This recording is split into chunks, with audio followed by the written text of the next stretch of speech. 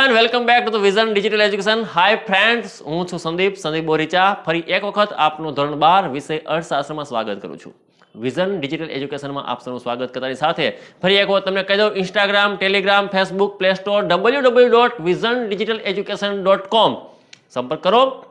Play સ્ટોરમાંથી vision digital education download કરો application, જ્યાં હજારો કરતાં વધારે મોક ટેસ્ટ છે। આપ એ મોક ટેસ્ટ પણ આપો। અમારું બીજું સોપાન એટલે વિઝન કોમ્પિટિટિવ, આપ એમાં પણ અચૂક સંપર્ક કરો।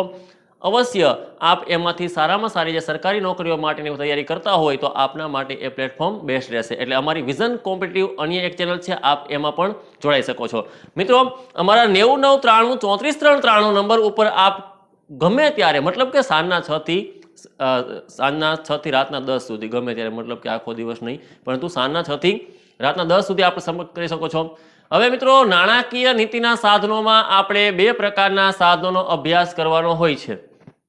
તો પ્રકરણના આ અંતિમ મુદ્દાઓ કહી શકો કે આજનો આપણો 3 ગુણનો પ્રશ્ન કહી શકો। તમે 5 ગુણનો પ્રશ્ન જો તમારે જોવાનો બાકી હોય તો આની અગાઉનો લેક્ચર નંબર 5, મતલબ કે 5 નંબરનો જે લેક્ચર છે એ આપ જોઈ લ્યો, જેથી કરીને આપને ખ્યાલ આવે કે નાણાકીય નીતિના પરિમાણાત્મક સાધનો ક્યા હતા જે અર્થતંત્રમાં બધા જ ક્ષેત્રો પર એક સરખી અસર પહોંચાડતા હતા। એ સાધનો હતા, એ હતા પરિમાણાત્મક સાધનો। અર્થાત bank rate, repo rate, reverse repo rate, CRR, MSF, SLR, OMO અને સ્ટરીલાઇઝેશન। આ તમે જોઈ શકો છો કે એમાં 5 ગુણનો એક પ્રશ્નની આખી ત્યાં તૈયારી કરાવવામાં આવી છે। બોર્ડની પરીક્ષામાં વખતો પ્રશ્ન પૂછાઈ શકે એ હેતુથી બેંક રેટ, રેપો રેટ અને રિવર્સ રેપો રેટ જેવા જે છે એ ખાસ 2 કે 3 ગુણના મુદ્દાઓ પર વિશેષ પ્રકાશ ફેંકવામાં આવ્યો છે। તો અહીંયા જે સાધનો આપણે આજે અભ્યાસ કરવા છે એ છે પરિમાણાત્મક સાધનો। પરિમાણાત્મક સાધનો એટલે કયા પ્રકારના સાધનો? તો ગુણાત્મક સાધનો। પરિમાણાત્મક સાધનો હતા તે હતા અર્થતંત્રના બધા જ ક્ષેત્રો પર એક સરખી અસર પહોંચાડતા હતા તે હતા।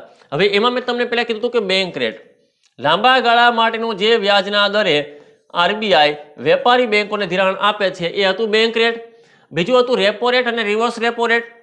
ટૂંકા ગાળા માટે 1 દિવસ, 7 દિવસ કે 15 દિવસ માટે જ્યારે RBI દ્વારા વેપારી બેંકને ધિરાણ આપવામાં આવે આને કહેવાય repo rate. Reverse repo rate એટલે કે RBI વેપારી બેંકો પાસેથી ધિરાણ મેળવે તો આવા ધિરાણને રિવર્સ રેપો રેટ કહી શકાય।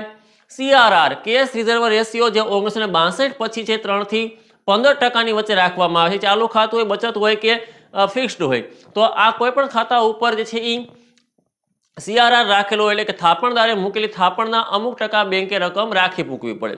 એ ઉપરાંત હતું MSF માર્જિનલ સ્ટેન્ડિંગ ફેસિલિટી। કપરા સમયની અંદર સ્થિરતા લાવવા માટેની આ જોગવાઈ હતી, જેમાં બેંક છે એ જ્યારે નાણાકીય અછતો અનુભવે ત્યારે એ RBI પાસેથી એ સમય દરમિયાન અતિરિક્ત નાણું મેળવે છે, આને આપણે MSF કહેતા હતા। SLR मतलब કે CRR થી અલગ એવું કપરા સમયની કાયદા માન્ય પ્રવાહિતાનું પ્રમાણ છે। એક પ્રકારનું સ્ટેચ્યુટરી લિક્વિડિટી રેશિયો તરીકે આને ઓળખી શકાય। પ્રવાહિતાનું પ્રમાણ છે, અર્થાત અહીં 25% આસપાસ એમણે કોઈપણ વેપારી બેંકે પોતાની પાસે રહેલી મિલકતો છે એમાંથી નકદ, સોનું, ચાંદી, ધાતુ કે અન્ય કોઈ બોન્ડ કે સરકારી જામીનગીરીઓમાં રોકાણ કરવું પડે છે। ઓપન માર્કેટ ઓપરેશનની અંદર આપણે શીખી ગયા હતા, ખુલ્લા બજારમાં જામીનગીરીઓની લે વેચ કરવામાં આવે, મંદીના સમય દરમિયાન નાણું નાખવામાં આવે, ફુગાવાના સમય દરમિયાન નાણું ખેંચવામાં આવે। અહીં હરાજી એક પ્રકારે કહી શકાય, એ પ્રકારે ખરીદ વેચાણ કરવામાં આવે છે। સ્ટરીલાઇઝેશન એ વિદેશી હુંડિયામણના આંચકાઓથી બચવા માટેનું સાધન હતું। એટલે કે ભારતમાંથી નાણું વિદેશમાં જતું હોય ત્યારે દેશની અંદર અર્થતંત્રના નાણાંનો અછત થતી હોય ત્યારે RBI દ્વારા એટલું નાણું છે અર્થતંત્રમાં ઠાલવવામાં આવતું હોય છે। આવી જે 5 ગુણનો પ્રશ્ન પરિમાણાત્મક સાધનો હતો એનો આપણે અભ્યાસ કરી ગયા છે। આજે આપણો પ્રશ્ન છે 3 માર્કનો ગુણાત્મક સાધનો। ગુણાત્મક સાધનોને શું કહેવામાં આવ્યું?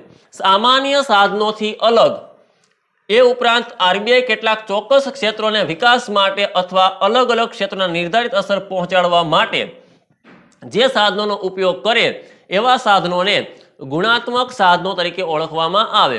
જ્યારે પરિમાણાત્મક સાધનો હતા એ અર્થતંત્રના બધા જ ક્ષેત્રો માટે એક સરખા હતા। અહીં અમુક ક્ષેત્રો માટે અલગ અલગ નક્કી કરવામાં આવ્યું છે કે ખેતી માટે હોય તો વ્યાજના દર ઓછા હોય, ઉદ્યોગો માટે વ્યાજના દર વધુ હોય। આવી દરેક બાબતોને નથી લાગુ પડતો, પણ જ્યાં બેંકો માટે ચોકસાઈ રાખવાની હોય, માર્જિનની વાત કરવામાં આવતી હોય, ભેદભાવયુક્ત વ્યાજના દર હોય, ધિરાણ માટે લિમિટ બાંધેલી હોય, આવા અમુક ક્ષેત્રો માટે જે અસર પહોંચાડતા હોય એવા સાધનોને ગુણાત્મક સાધન તરીકે ઓળખવામાં આવે। અહીં શું કીધું કે આ પ્રકારના સાધનોને જરૂરી ક્ષેત્રો માટે તર્કપૂર્વક વપરાતા સાધનો પણ કહી શકીએ છીએ. આ સાધનો બધા ક્ષેત્રોને એકસરખી અસર પહોંચાડવા માટે હોતા નથી.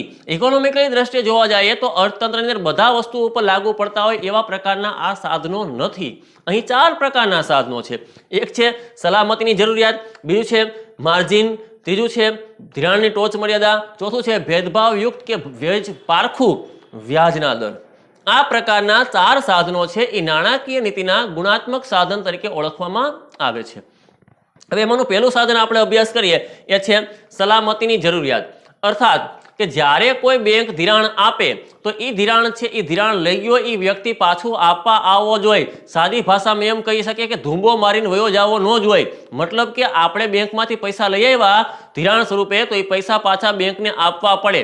એટલે બેંકવાળા મન પડે એમ લોન ન આપી દે. લોન લેવા માટેની અમુક પ્રકારના ક્રાઇટેરિયા છે. આમાં શું કીધું કે સામાન્ય પ્રજાને જ્યારે વેપારી બેંકો ધિરાણ આપે ત્યારે આ ધિરાણ પાછું આવે તેની ચોકસાઈ બેંકે રાખવી પડતી હોય છે. નહીતર તો શું થાય, અહીં ઇન્ડિયાની અંદર વિજય માલ્યા જેવા છે એ અનેક લોકો છે જે આજે રાહ જોઈને બેઠા છે કે બેંકને કંઈ ધૂંબો મારી શકાય. ફ્રોડ, બેડ લોન્સ, આવી બેડ લોન્સ ન થાય એટલા માટે થઈ અને બેંક શું કરતી હોય છે તો કે ચોકસાઈ રાખે. શેની ચોકસાઈ રાખે તો કે જે ધિરાણ લઈ ગયો ને એ ક્યાંય વયો ન જવો જોઈએ, ધિરાણ પાછું આપવા આવવો જોઈએ. તો પાછું ક્યારે આપવા આવે તો ભાઈ ક્યાંક હલવાણો હોય તો પાછું આપવા આવે. મતલબ કે અહીં આપણી પાસે કંઈક પડ્યું હોય બેંકનું, બેંકની અંદર આપણું કંઈક રહેશે તો આપણે પાછું લેવા જશું. શું કીધું કે બેંકો ધિરાણ લેનાર દરેક વ્યક્તિ પાસે તેમની કોઈ મિલકત જેવી કે ઘરેણાં, થાપણો, કાર, ઘર, જમીન આવું કંઈક ને કંઈક લખાવી લે અથવા એના ડોક્યુમેન્ટ કે દસ્તાવેજ પોતાની પાસે ગીરે મૂકી દે. જેથી કરીને ધિરાણ લઈ જનાર વ્યક્તિ છે એ ધિરાણ જ્યારે છે એ પાછું આપવા ન આવે તો સાદી ભાષામાં કહી શકાય બેંક આ બધી વસ્તુ ઉપાડી લે.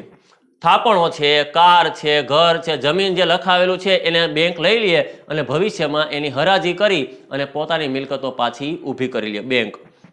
એટલે આમાં યાદ રાખજો કે ધિરાણ લઈ ગયા હોય એ વ્યક્તિ પાછું ધિરાણ આપવા આવે એ હેતુથી બેંક દ્વારા જ્યારે કોઈ વ્યક્તિ ધિરાણ લઈ ગયો છે એની પાસેથી મિલકત, ઘરેણાં, થાપણ, કાર, ઘર, જમીન જે કહી શકાય એવી મૂલ્યવાન સંપત્તિ એમની હોય જે ધિરાણ આપવા માટે આરબીઆઈની અનુસૂચિ પ્રમાણે આવતી હોય એ પ્રમાણેની વસ્તુઓને ગીરવે રાખી અને ધિરાણ આપે છે.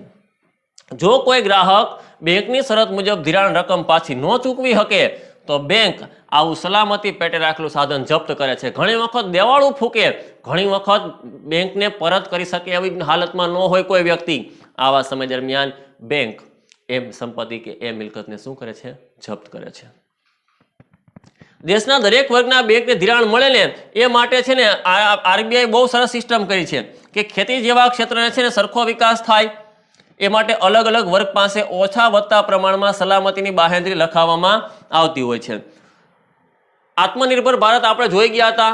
માઇક્રો ફાઇનાન્સના ભાગરૂપે કહી શકાય કે સૂક્ષ્મ ધિરાણના ભાગરૂપે એવું પણ હોઈ શકે કે ઓછી મૂડીની જે છે ધિરાણ હોય તો એની ઉપર ગીરવે મૂકવાની વસ્તુઓ પણ ઓછી રાખવામાં આવે.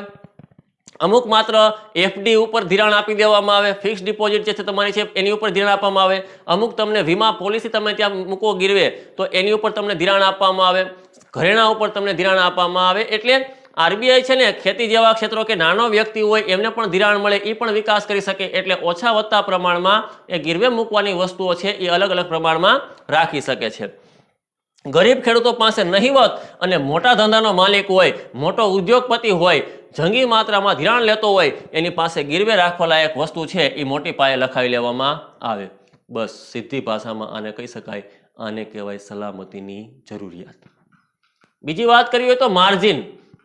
માર્જિન શું છે તો કે માર્જિન એવા પ્રકારની વસ્તુ છે કે હવે હું ગીરવે મૂકી આવ્યો વસ્તુ, એ ગીરવે મૂકી આવ્યો એ વસ્તુની કિંમત થાય છે અત્યારે વર્તમાનમાં 1 લાખ રૂપિયા.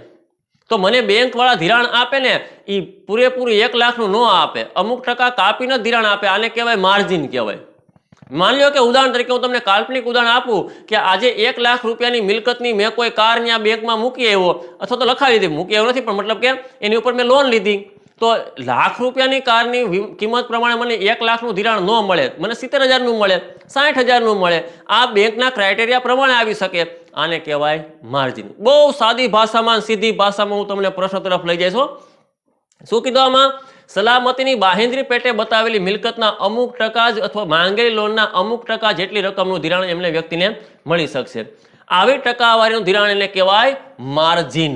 યાદ રાખજો, માર્જિન એટલે શું? તો કે ગીરવે મૂકેલી વસ્તુનું પૂરેપૂરું ધિરાણ નથી મળતું, એનું અમુક ટકા ધિરાણ મળે. આને બેન્કિંગ સિસ્ટમમાં કહેવાય માર્જિન. આરબીઆઈ અલગ અલગ વર્ગો માટે માર્જિન રાખવાની અલગ અલગ ભલામણ કરે છે. ખેડૂતો હોય, નાનો ધંધાદારી છે, ગૃહ ઉદ્યોગનો કોઈ માલિક છે, આમના માટે છે એ માર્જિન છે કદાચ જે છે એની માટેના અલગ પ્રકાર ધારાધોરણ હોઈ શકે છે. મોટા ઉદ્યોગપતિઓ માટે કે મોટી વસ્તુ મૂકેલી હોય ગીરવે, એની ઉપર છે માર્જિનનું પ્રમાણ અલગ અલગ હોઈ શકે. ધિરાણની ટોચ મર્યાદા લિમિટ બાંધી દેવામાં આવી છે આરબીઆઈ દ્વારા કે અમુક હદ સુધી ધિરાણ આપી શકાય, એનાથી વધુ ધિરાણ આપી શકાય નહીં. એટલે બધા લોકોને ધિરાણ મળે, દરેક વ્યક્તિ સર્વો ઇન્ડિયામાં વિકાસ થાય એ હેતુથી ધિરાણની ટોચ મર્યાદા બાંધેલી છે.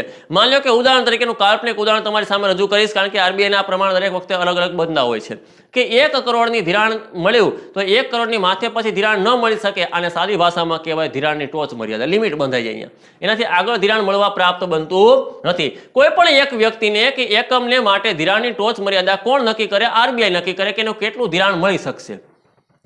કોઈ વ્યક્તિ હોય, કોઈ એકમમાંથી આવતો હોય, કોઈ કર્મચારી છે, કોઈ બિઝનેસમેન છે, કોઈ ખેતીવાડી સંબંધિત છે, કોઈ અન્ય ક્ષેત્રમાંથી આવ્યો, કોઈ માછીમારી કરતો હોય, દરેક માટે ધિરાણની ટોચ મર્યાદા અલગ અલગ બાંધવામાં આવેલી હોય. એ આરબીઆઈ નક્કી કરેલું હોય.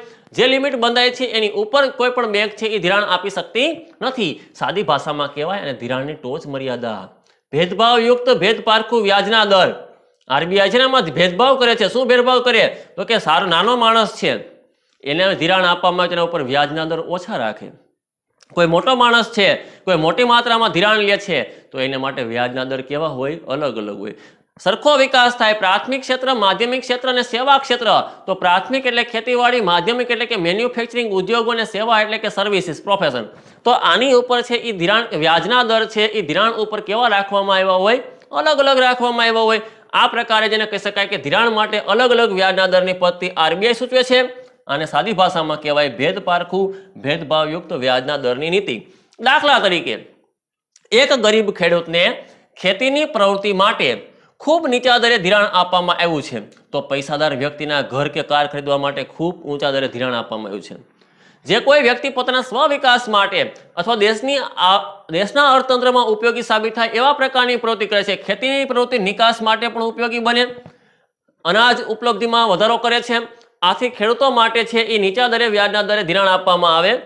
સામે પૈસાદાર વ્યક્તિ પોતાના સ્વ વિકાસ માટે, કોઈ કાર ખરીદવા માટે કે કોઈ મકાન લેવા માંગે છે તો એની ઉપર વ્યાજના દર કેવા રાખવામાં આવે? અલગથી વધુ રાખવામાં આવે. એટલે કે આને કહેવાય ભેદભાવયુક્ત વ્યાજના દર. ચલો મિત્રો, આ પ્રશ્ન છે એ આપણો શું હતો?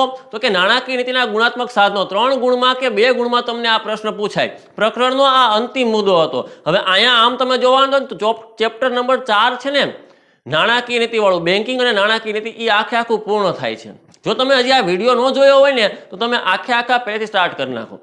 નવા વ્યુઅર્સ હોય તો સબસ્ક્રાઇબ કરી નાખજો, શેર કરજો તમારા મિત્રોને, બેલ આઇકન પર ક્લિક કરો. વખતો વખત અમારી અપડેટ તમને મળતી રહેશે. ચલો, અહીંયા થેન્ક યુની સ્લાઇડ આપણી સામે આવી ગઈ છે. Vision digital education Instagram, Telegram, Facebook, play સ્ટોરથી અહીં સીધા વિઝન ડિજિટલ એજ્યુકેશન આ પ્રકારની અમારા સિમ્બોલ વાળો આખો જે લોગો છે, આપ એ એપ્લિકેશન ડાઉનલોડ કરી લો, ટેસ્ટ આપો. 9993 34393 અવશ્ય નંબર નોટ કરી લો. આની ઉપર તમે સંપર્ક કરો, અમે તમને તમામ પ્રકારની માહિતી આપશું. આજનો આપણો આ નાનકડો કે ટચુકડો લેક્ચર અહીં સમાપ્ત કરીએ છીએ. ધન્યવાદ.